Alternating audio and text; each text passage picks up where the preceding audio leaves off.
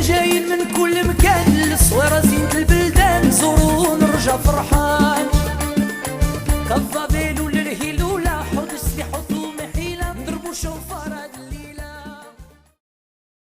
Birshot Morav Rabotai, avec la permission d'Hachem.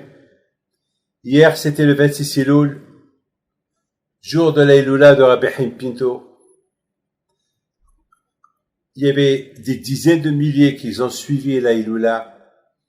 Il n'y avait pas ce qu'on appelle en arabe le hiba. Ça veut dire les milliers de personnes qu'on a l'habitude d'avoir chaque année. Et en principe,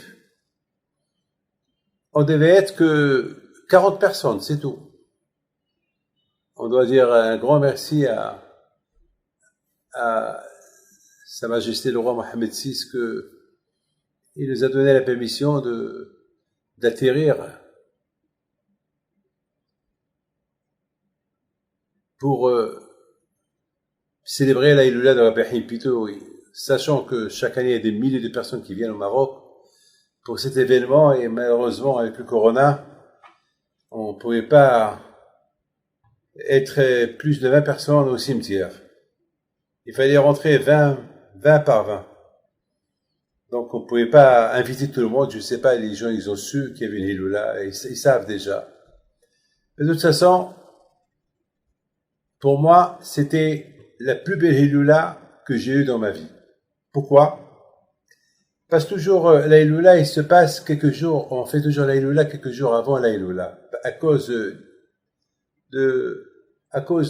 la fête de Rosh Hashanah, parce qu'il y a que 2 jours, il y a que 2-3 jours d'écart, donc c'est pas facile pour les gens qui viennent du monde entier. Mais j'ai vu cette année, Blainara, que les gens ils étaient prêts à venir à n'importe quel prix, n'importe quel moyen, même en semaine. Alors, Be'ez Hashem, c'est une leçon que j'ai appris que Be'ez Hashem, la Iloula de Rabbi Chaim Pinto, il faut la faire toujours bismano, le temps, le jour de la Iloula. Venir à Essaouira 2 jours, 3 jours, mais être là-bas le jour de la Iloula, et après la Iloula, tout le monde peut partir. Les amis, je voudrais vous dire quelque chose. Comment cette Iloula elle a commencé? Il faut savoir que après 7 mois que je suis resté à la maison,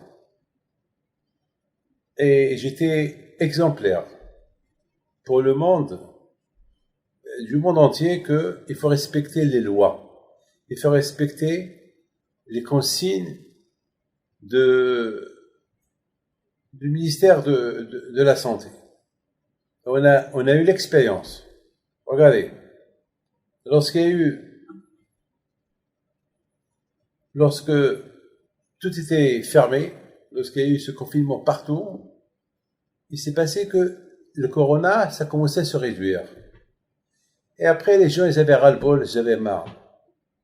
Et les gens, ils ont pris des vacances à gauche et à droite, et malheureusement, vous vous rendez compte, en Israël, presque 5000 cas par jour, plus de 5000 cas par jour, c'est énorme pour 8 millions de personnes, et des morts et des malades, c'est pas facile, hein. Pourquoi? Là aussi, parce que les gens ne font pas attention. Il faut faire un choix entre la plage, les sorties et la santé. C'est tout. Vous croyez que pour moi vous savez que lorsque j'ai pris, après 7 mois de confinement, j'ai oublié qu'il y avait le corona. Lorsque j'ai pris l'avion et je suis parti au Maroc, j'ai oublié. Heureusement qu'au Maroc, les gens, la police, tout le monde avec le masque. Alors ça m'a rappelé, j'ai cru qu'au Maroc, j'allais trouver des gens sans masque, sans rien du tout, pour me débarrasser. J'avais ras-le-bol du masque. Vous savez, c'est quoi? Dans l'avion, pendant 6 heures de vol, être avec le masque, vous savez, c'est étouffant. Et il faut faire attention. Bien sûr, les gens qui étaient dans l'avion avec nous, ils ont tous fait des analyses, ils ont tous fait comment ça s'appelle, des vaccins, pas des vaccins, ils ont pris des tests. Ils ont fait des tests, et les tests du sang, tous les tests nécessaires, bon, et c'était bien. Mais quand même, il faut faire attention. Même qu'ils ont reçu des résultats, Baruch Hashem, qu'ils ont rien du tout, mais quand même, il faut faire attention. Mais à un moment donné, j'ai oublié. Il y avait même l'hôtesse de l'air, les pilotes, tout le monde avec le masque. Mais quand même, à un moment donné, j'ai franchi le pas. J'ai pris l'avion. Et ça, c'est important, ça. J'ai pris l'avion. Donc, c'est la première fois que j'ai respiré un peu. Et surtout, je suis arrivé à Essaouira, on est parti au cimetière, et j'ai enlevé le masque, et j'ai pris, respire, ça me rappelait le médecin qui dit, respirez, relâchez, respirez fort. Et j'ai commencé à remplir mes poumons avec l'air d'Essaouira, l'air du Tzaddik Rabbi Haim Pinto du cimetière. C'était beau. Les amis, l'année dernière, Hachem, il a fait que j'ai dit en public, tout le monde se rappelle ce que je vais vous dire aujourd'hui. J'ai dit à tout le monde l'année dernière que ça suffit, cette Iloula qu'on fait quelques jours avant la Iloula. Parce que toujours la Iloula, elle tombe un mardi ou un mercredi. Une fois de temps en temps, elle tombe un samedi soir. Mais maintenant, c'est la deuxième fois ou troisième fois qu'on l'a fait toujours quelques jours avant. J'ai dit, si Dieu veut l'année prochaine, je vais venir le jour de la Iloula.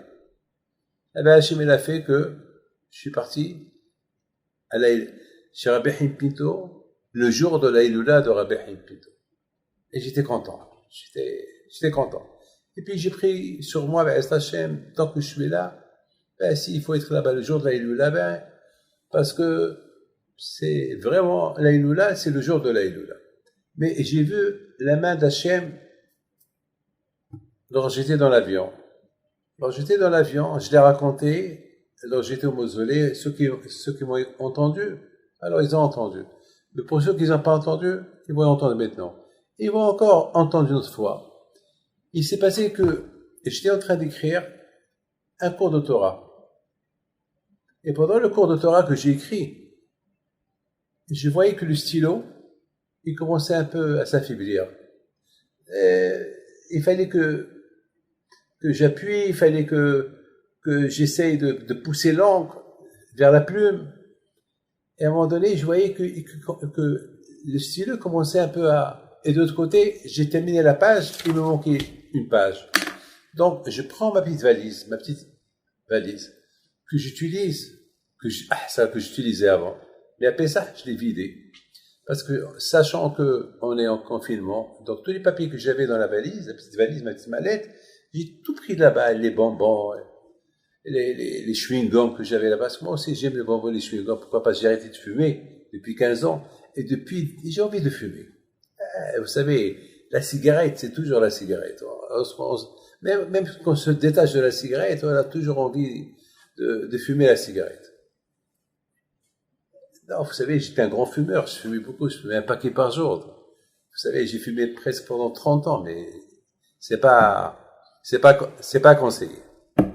C'est pas conseillé, jusqu'à que j'ai eu une pneumonie très forte, et là, le médecin m'a fait peur. Il dit, Rabbi David, si vous voulez vivre, ralentissez la cigarette. J'ai pas ralenti, j'ai arrêté, complètement. J'ai arrêté. Je fume uniquement 2-3 fois par an. Maximum. Lorsque je vais à Baal Shem Tov, et lorsque à Essaouira, chez Rabbi Haim Pinto, je n'ai pas fumé. Et une autre fois, des occasions avec pour faire rigoler un peu les gens, je fume une cigarette. 2-3, et ça, j'ai commencé ça il y a à peine 4-5 ans, mais j'ai arrêté. Donc, pour ne pas avoir l'envie de fumer, je prends toujours des bonbons. Ouais, je suis une gomme, un bonbon, comme ça, je passe le temps.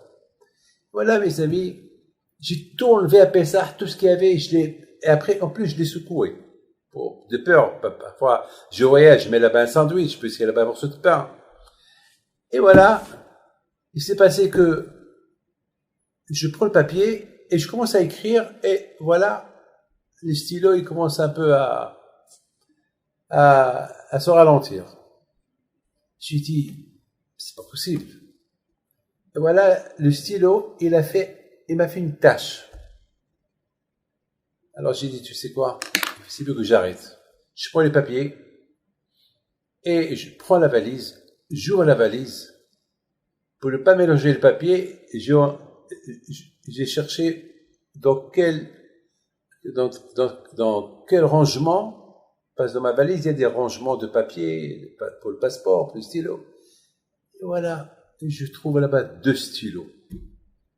J'étais choqué, j'ai eu peur, j'allais crier de joie. Mais après, je me suis retenu. Je me suis dit, attends, mais c'est pas possible. Cette valise-là a été vide depuis Pessah. Et je l'ai remplie avec les passeports et les papiers et les choses que j'avais besoin que la veille de mon départ. Ça veut dire dimanche soir. Au Hachem, j'ai une mémoire. Je me rappelle de tout grâce à Dieu. Je me rappelle depuis l'âge de 4-5 ans, je me rappelle. Au Hachem, que Dieu fasse que je continue avec la mémoire que j'ai. Vous voulez savoir une chose? Regardez-moi bien, je rigole pas. J'ai 70 ans et je mens pas. J'ai peur du bon Dieu. Il y a que une seule chose que ma tête n'arrive pas à retenir. Les numéros de téléphone. Même mon téléphone, je ne le connais pas. Et Hachem, il est témoin. Et Yom Hadin, le jour du jugement, c'est vendredi soir. Le seul numéro que je connais, c'est celui de ma mère. C'est tout. Que j'appelais tout le temps. Je connais pas le numéro de téléphone de mes enfants. Pas de la yeshiva. Même pas mon téléphone. Hachem, il est témoin, je me rappelle pas.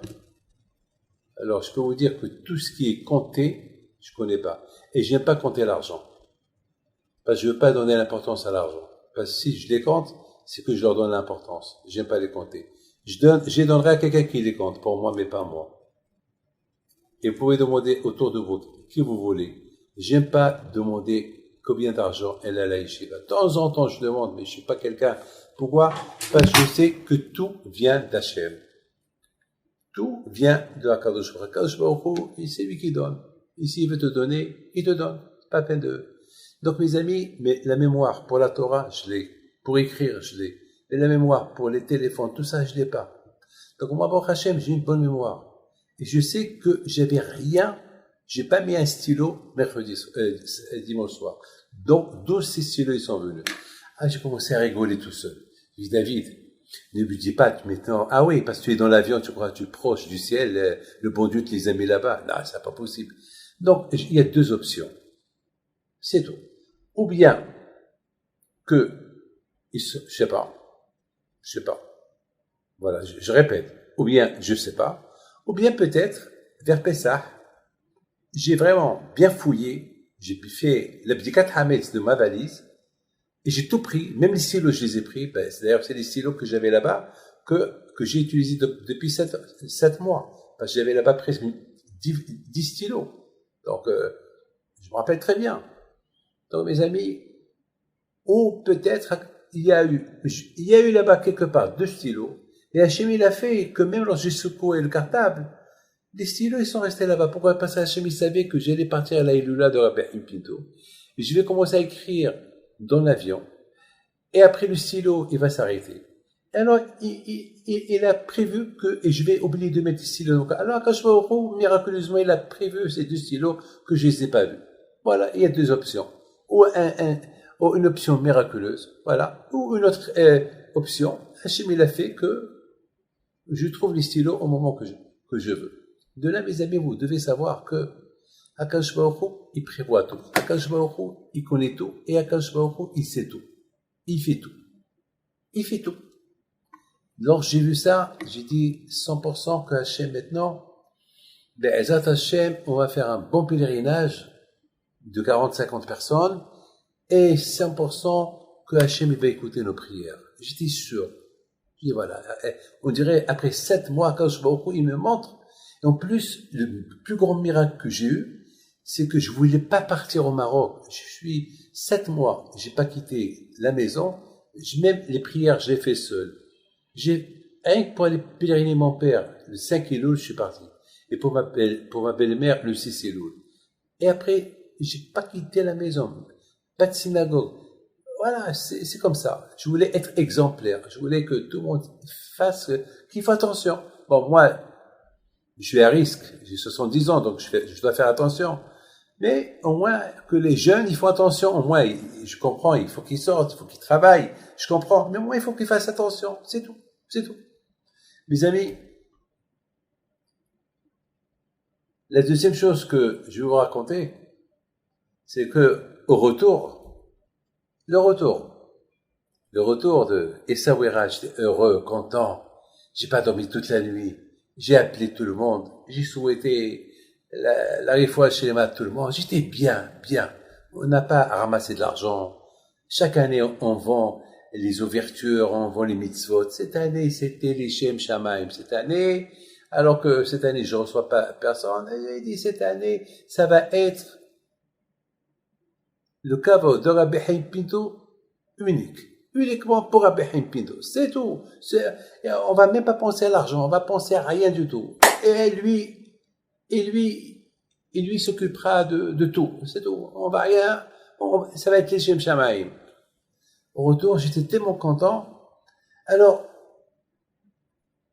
j'ai donné des cadeaux à tout le monde. Tous ceux qui étaient avec moi dans l'avion, je leur ai donné un cadeau. Celui-là, je lui ai donné. J'aurais dit, demandez-moi ce que vous voulez. Ce que vous voulez, vous le demandez. Ceux qui voulaient mon chapeau, je lui ai donné. Ceux qui voulaient ma chemise, je lui ai donné. Ceux qui voulaient mon taguet de kata, je lui ai donné. Ceux qui voulaient ma kippa, il y avait même quelqu'un qui voulait mes lunettes, je lui ai donné. Tout. J'ai tout donné, tout donné. Et après, j'ai vu, il y a quelqu'un, le pauvre, il m'a rien demandé. Alors lui, j'ai donné un autre costume. Le costume que j'ai porté sur le Kebed Rabbi Haim Pinto.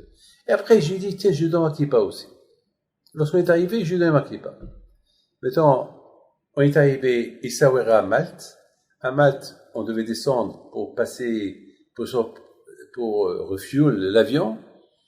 Et voilà, j'arrive moi le premier au salon. Voilà, il arrive. Il me dit, Rabbi David, merci pour la kippa que vous m'avez donnée. Je dis, pourquoi, merci? Il m'a dit, parce que lorsque je suis descendu de l'avion, il y avait un vent qui est venu, et il a envolé ma kippa, et heureusement, vous m'avez donné une kippa, et je l'ai mis. Elle a remplacé celle que j'ai perdue. Alors, j'ai dit à Hachem, tu m'as montré la force de Rabbi Haim Pinto, l'aller-retour. L'aller avec les stylos, le retour. Le stylo représente les pieds et représente la tête. Parce qu'on écrit, c'est avec le cerveau. Si on n'a pas le cerveau, on ne peut pas écrire. Et la kippa, c'est la tête aussi. Ça veut dire qu'on a besoin de la tête. On doit être optimiste en tout. On va approcher Rosh Hashanah avec joie. On va approcher Rosh Hashanah avec joie. On va être sûr, avec une garantie. On va vers la Emouna, que Be'ezat Hashem, le corona va s'arrêter. Et si elle ne s'arrête pas, on va l'arrêter. On est obligé. Le monde entier compte sur nous. Il y avait beaucoup de gens qui me disent, mais où est votre Dieu? Il y a des non-juifs qui me disent, mais vous les juifs, toujours vous priez pour la pluie, vous priez, alors où est votre, pourquoi vous, alors pourquoi vous, c'est-à-dire, on dirait qu'ils nous accusent, ça veut dire, même des juifs qui disent, oui, comment ça s'est compris, alors oui. Mais je voudrais bien répondre à tous ces gens-là, mais je ne peux pas répondre. Parce que si je réponds, j'ai peur de les vexer. Mais ma réponse, elle est que Hachem aussi, il a ras-le-bol. Le bon Dieu aussi, il veut l'arrêter. Vous croyez que ça lui plaît, il y a 1 million de morts et pendant ces 7 mois et presque 30 millions de personnes contaminées. Vous croyez que le bon Dieu, il est heureux? Bien sûr, le bon Dieu n'est pas content, il n'est pas heureux. Mais Hachem, il veut qu'on prie, il veut qu'on... Vous allez me dire, mes amis, écoutez-moi, je vous en prie, il ne faut pas m'en vouloir. Hein. Moi, je suis rabbin, regardez, j'ai une barbe, regardez là, elle est longue. D'accord? Mais c'est pas la barbe qu'elle compte. C'est le cœur. Vous avez la barbe. Vous savez qu'est-ce qu'on dit sur la barbe? Et puis, la barbe, ça veut dire, c'est quand la carte de travail. On peut dire un barbu, c'est pour le travail. À vos tailles, le plus important, c'est pas la barbe, c'est le cœur. La barbe, c'est bidon. La barbe, on est obligé d'avoir la barbe, ça représente la Torah, ça représente, mais l'écart, c'est le cœur. À quoi sert d'avoir une longue barbe, et le cœur, il n'est pas émettre? À quoi sert? À quoi sert? Et on déteste les autres, on vole aux autres, à quoi sert? Non. La barbe, c'est, celui qui a la barbe, il doit bien représenter le judaïsme, il doit bien représenter le bon Dieu. C'est important ce que je suis en train de vous dire, c'est important. Mes amis, je voudrais vous dire quelque chose. Aujourd'hui, ça devient à la mode, les gens, et je m'excuse, je vous dis, il faut pas m'en vouloir, mais vous pouvez dire ça à tout le monde de ma part. Et c'est comme ça que vous allez recevoir la fête de Rosh Hashanah. Il faut savoir une chose, il y a beaucoup de gens qui croient que ouais, je mange cachère, mais ils vont se permettre d'aller manger du poisson, une salade dehors. Mais c'est du taref. Mais cette salade-là, est-ce que vous croyez qu'elle a été bien lavée? Il doit avoir là-bas beaucoup de... C'est pour ça qu'on perd la émouna. Vous savez pourquoi on perd la émouna? Parce qu'on mange les insectes. Vous savez où ça se trouve les insectes? Prenez une loupe et regardez, et achetez la salade verte. Vous allez voir là-bas combien, des centaines d'insectes verts qu'on ne voit pas. Lorsqu'on mange quelque chose, lorsqu'on mange un insecte, on peut prendre jusqu'à 5 fautes, 5 péchés, jusqu'à 7, jusqu'à 20. Vous imaginez quelqu'un qui mange beaucoup des petits vers. Ça passe, ils n'ont pas de goût. C'est le goût de la verdure. Hachem Ishmor. Et ce poisson, où il a été cuit? Hachem Ishmor, dans une marmite pas cachère, où il y avait le porc, il y avait le tarif dedans. Et il y a beaucoup de gens qui font pas attention. Vous savez, aujourd'hui, ici en Israël, j'ai vu une halakha qui m'a fait peur. Il m'a dit, il faut faire attention avec les pommes qui brillent. Je sais pas si vous êtes au courant de ça. Moi, je savais pas, moi. Bon, moi, je mange pas les pommes. Je suis diabétique, alors je mange pas les fruits.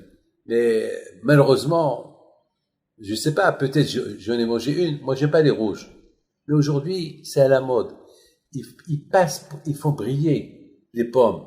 Mais ces pommes-là, ils sont pas poussés brillants. Ils sont poussés des pommes. Mais ils veulent, soi-disant, attirer l'attention du pèlerin. Qui c'est le pèlerin? La bouche, pour bien la croquer. Alors, ça peut être l'huile taref. Alors, la dit, il faut bien laver la pomme. Je vous dis pas, il faut pas ou bien enlever la peau, ou bien il faut bien la laver. Ah, malheureusement, à Bota, il y a beaucoup de gens, ils savent pas tout ça. Et surtout, à Bota, comment on va dire à Rosh Hashanah, Adonai Melech, Adonai Malach, Adonai Imloch Le'olam, Hashem wa Elokim, comment? Elle a bouché les tarefs. Elle a bouché les tarefs. Et surtout, on sait qu'après la fête, après Kippour, on va continuer à manger le poisson dehors.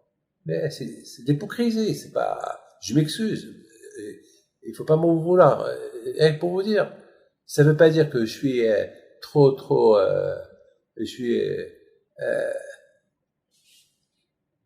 je suis dur. Je suis pas transigeant. Non, c'est la halakha. Moi, c'est la halakha. Je suis en train de vous dire la halakha. Alors, à Motaï, il faut savoir que à Rosh Hashanah, c'est, on va dire, un Melech HaKadosh, on va couronner Hachem. Toute l'année, on l'a couronné. Mais à Rosh Hashanah, on va la couronner davantage à Rosh Hashanah. On va le couronner davantage, très bien à Rosh Hashanah. Mais comment on peut le couronner si on sait, si Hachem sait qu'on va continuer à manger, à boire, à faire des bêtises? Ça marche pas comme ça. Non, mes amis, le corona, Hachem veut bien l'arrêter, mais c'est à nous de l'arrêter. Et je voudrais, mes amis, vous raconter une belle histoire. Tout d'abord, il y a quelqu'un qui est venu l'année dernière, il est Ezer. Il s'appelle Ezer, Azran. Il est venu de Los Angeles pour pèleriner à Behaim Pinto. Écoutez bien, c'est un garçon, c'est le cousin de Lior Marciano c'est le neveu de Yoel Marciano de Marseille, Lior Marciano qui travaille à la Yeshiva, et c'est le petit-fils de Sion Marciano de Marseille, que le bon Dieu lui envoie une fois chez les mains. Il est venu pour la Iloula de Rabbi Haim Pinto. Et c'est quoi son désir? Il se retrouve Rabbi Haim Pinto que l'année prochaine, je viendrai marier. Il était âgé. Il veut se marier. C'est toute une famille qui sont fidèles au tzaddik. Elle a dit, Rabbi Haim Pinto, si je me marie, Alors, je viendrai avec toute une équipe, tous mes copains, c'est un monsieur dans les affaires, Los Angeles, je viendrai avec tous mes copains pour dire merci à Rabbi Haim Pinto. Malheureusement, le confinement, pas de voyage, rien du tout. Vous savez quel jour il s'est marié? Il s'est marié le 26 Elul, avant-hier. Il n'est pas venu chez Rabbi Haim Pinto, mais il s'est marié le 26 Elul. Et vous savez où il s'est marié? Si je vous montre sa carte, si je vous montre où il s'est marié dans une rue qui s'appelle Boulevard Pinto. Boulevard Pinto. Je sais pas, tout à l'heure, si monsieur Michael peut vous la montrer, vous la montre. Boulevard, ça veut dire Rabbi Haim Pinto, il lui dit, voilà, tu peux pas venir.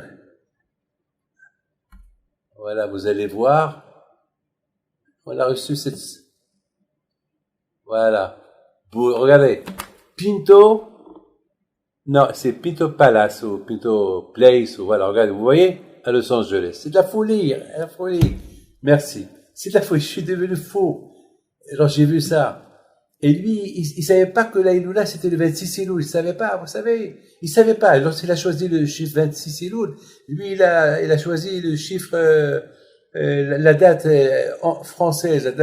Il a pas, c'est après, à quoi? C'est 26 Elul, c'est la Iloula et puis, waouh. Et oui, où il a pris où il a trouvé où se marier? À Boulevard Pinto. Quel courage du tzaddik, Rabotai. Quel courage du tzaddik. Rabotai, vous avez compris? Vous avez compris, Rabotai? Aujourd'hui, on est encore un peu frais. On est tout à fait, après, tout à l'heure, on va aller à Essaouira tout à l'heure. On va aller pèleriner à Bahim plutôt. Je vous donne un parole d'honneur. Si c'était pas l'obligation de retourner en Israël, eh ben, je serais resté là-bas pour Rosh Hashanah. J'aurais rendu Essaouira comme Ouman. Je serais resté là-bas. Et les gens vont apprendre que j'étais là-bas, ils vont venir, ils vont être obligés de venir à Essaouira. Mais malheureusement, on pouvait pas parce que les autorités, la règle, c'est la règle. La règle, c'est la règle. Alors, mes amis, je voudrais dire merci à un ami, à nous, avec toute sa famille, qui ont tout fait pour nous aider, pour avoir l'avion, pour avoir l'atterrissage aux heures qu'on voulait, et on a changé les gens, on a changé les horaires, et on a fait, et le gouvernement marocain, il était là, il écoute, et on est très bien état, on est très, on apprécie beaucoup l'aide de ces personnes que je peux pas citer leur nom. Et tout à l'heure, il y a un des frères qui m'a appelé pour me souhaiter Haksamer, parce que lui aussi devait venir. Regardez, eux nous ont bien arrangé tout pour être là-bas, bien avec le gouvernement marocain, pour qu'on arrive, on était bien reçus, presque. On était 10 personnes à l'aéroport, il y avait là-bas presque 300 policiers. On fait ça on dirait qu'on était un président d'État, on dirait qu'on était un roi, je sais pas quoi. 300 policiers, le commandant, vous savez, des centaines de voitures de sécurité pour on n'est rien du tout. Pour vous dire, le kavod qu'ils font, c'est de la folie. Et bien, est Hachem que le bon Dieu le protège. Vous savez, un des frères, il m'a posé une question. Il m'a dit, c'est quoi ce qu'on dit à Rosh Hashanah? On dit une phrase. On dit Hachem, si on est bien avec toi, alors tu nous considère-nous comme tes enfants. Et si on n'est pas, non, alors, si on n'est pas bien avec toi, considère-nous quand même comme tes enfants. Et si vraiment on n'est pas bien, alors considère-nous comme des esclaves. Comme des esclaves. Un esclave, le patron, il lui pardonne. Alors c'est quoi ça? Pourquoi on dit à Kippour, on dit à Rosh Hashanah et à Kippour, Hachem, considère-nous ou comme tes enfants ou comme un esclave. Alors, moi j'aurais dit, c'est mieux, considère-nous comme tes enfants. Peut-être on mérite pas, alors considère-nous comme tes esclaves, pardonne-nous. Pourquoi on dit, considère-nous ou comme ça ou comme ça? C'est bien Rabotai que j'ai répondu à ce monsieur-là. Le bon Dieu lui donne une longue vie, une refoua chez le mat total. Je lui dis, regardez combien Kadosh Baruch Hu, il nous aime. il préfère à Kadosh Baruch Hu qu'on ne dit pas considère-nous comme tes enfants. Il préfère qu'on ne dit pas considère-nous comme tes esclaves. Il préfère qu'on dise les deux à la fois. Tes enfants ou tes enfants ou tes esclaves. Pourquoi? Parce que si on dit à Hachem considère-nous comme tes enfants, c'est dangereux pour nous. Alors si on lui dit considère-nous comme tes enfants, ça veut dire que, d'accord, comme avec tout ce qu'on lui a fait, on lui demande considère-nous comme tes enfants. Alors, et si on lui dit considère-nous comme tes esclaves seuls, aussi c'est pas bien. Les anges qui sont nés par nos fautes, ils vont dire à Hachem, n'écoute pas ces gens-là qui te disent considère-nous comme des esclaves, parce que est-ce qu'un esclave il fait ce que eux ils ont fait? Est-ce qu'un esclave il fait à son patron ce que eux ils ont fait? Ils t'ont fait. Alors que donc des deux côtés c'est dangereux pour nous. Si on dit que considère-nous comme tes enfants, c'est dangereux. Si on lui dit considère-nous comme des esclaves, c'est dangereux. Alors Hacham ils ont dit il faut dire les deux. Hachem, considère-nous comme des esclaves et comme tes enfants. Et toi Hachem choisis. Considère-nous ou comme ça ou comme ça. Mais on dit les deux, vite à la fois, ta. Alors quand je vois il voit, waouh, quand même, ils reconnaissent qu'ils ont fait des fautes, donc ils disent tes esclaves, considère comme tes esclaves, et de l'autre côté, ils reconnaissent aussi que avec tout ce qu'on a fait, comme mal, quand même, Hachem, tu es notre Père, aie pitié de nous. À papa toujours ait pitié de lui. Donc c'est la raison pourquoi on dit à Hachem, considère-nous comme tes esclaves, considère-nous comme tes enfants, comme ça quand je vais au cou. Mais sois miséricordieux avec nous. Il ne faut pas nous oublier. Peut-être dans quelques jours, c'est Rosh Hashanah. J'espère que vous êtes bien préparés. J'espère que vous avez fait la paix avec les gens avec lesquels vous êtes en bagarre. J'espère que vous faites la tzedaka. J'espère que vous allez prendre sur vous, Be'ezat Hashem, vous allez prendre sur vous de s'arranger, de s'améliorer. Il y a un monsieur que tout le temps, il vient m'arranger à la maison. Et c'est un tzaddik. Il est venu, il s'appelle Michael. Il vient toujours avec sa machine, me laver la maison. Et toujours, le samedi soir, le vendredi, je lui dis, viens m'arranger les fenêtres, il vient. Et cette semaine, la machine avec quoi il lave le parterre, elle s'est cassée. Mais il n'a pas les moyens pour acheter. Ça coûte très cher cette machine-là. Ici en Israël, ça coûte très très cher. Il n'avait plus d'argent. Il n'avait pas d'argent. Il avait un problème, le pauvre. Alors, il savait que c'est la Iloula, le lendemain de Rabbi Pinto. Il dit, Rabbi Pinto, je te dérange toujours. Là, je vais te déranger au lieu que je te dérange pour autre chose. Je te dérange pour une chose, des bêtises. Hachem, j'ai eu beaucoup de travail cette semaine. Et c'est ma parnassa. Et la machine ne marche pas. Et j'ai pas les moyens pour acheter une machine. Hachem, Rabbi Pinto. Et je sais que tu es pas mécanicien, tu es un Gan Eden, je vais te déranger. Mais ma machine ne marche pas. Et je dois aller arranger la maison de ton petit-fils. C'est Rosh Hashanah, et je dois lui laver la maison. Alors il dit Rabbi Pinto, je vais la toucher, elle va démarrer. Mais regardez cette émouna qu'il a, ce juif-là. Il a touché la machine. Je vous dis son nom, il s'appelle Michael Ayani. Il habite ici à Anana. Elle a appuyé sur un bouton qui marche. Elle a commencé à redémarrer. Ne me dites pas, je suis fou. Ne me dites pas ça, parce que je serai en colère, hein, si vous dites ça. Mais Rabotaï, c'est ça. C'est le kouwah du tzaddik.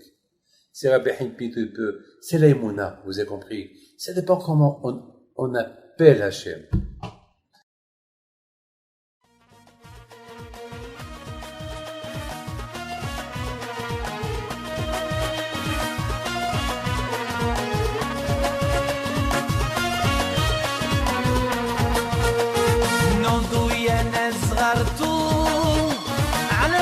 حي بنتو وقف لنا زي خو